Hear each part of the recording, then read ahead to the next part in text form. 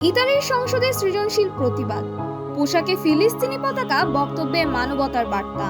ইতালির পার্লামেন্টে ফিলিস্তিনের পতাকা প্রদর্শন নিষিদ্ধ করার পর এক অভিনব উপায়ে প্রতিবাদ জানালেন 5 স্টার পার্টি এর সংসদ সদস্যরা। গতকাল সংসদ অধিবেশনে তারা পরিকল্পিতভাবে ফিলিস্তিনের পতাকার রঙে পোশাক পরে একত্রে বসেন, যার দূর থেকে দেখতে ফিলিস্তিনের পতাকার মতোই মনে হচ্ছিল।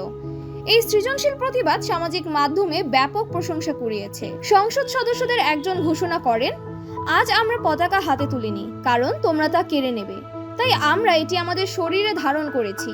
এটি শুধু ফিলিস্তিনের নয়, বরং মানবতার জন্য লড়াই করা সব মানুষের প্রতীক।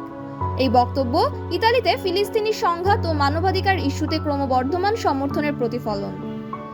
ইতালির সংসদ কর্তৃপক্ষ সম্প্রতি ফিলিস্তিনের পতাকা প্রদর্শনকে নিষিদ্ধ করে একটি বিতর্কিত সিদ্ধান্ত নেয়। এই নিষেধাজ্ঞার বিরুদ্ধে রাজনৈতিক দলগুলো এবং মানবাধিকার সংগঠনগুলি প্রতিবাদ জানালেও 5 স্টার পার্টি এর এই অভিনব পন্থা আলোচনার কেন্দ্রে চলে আসে।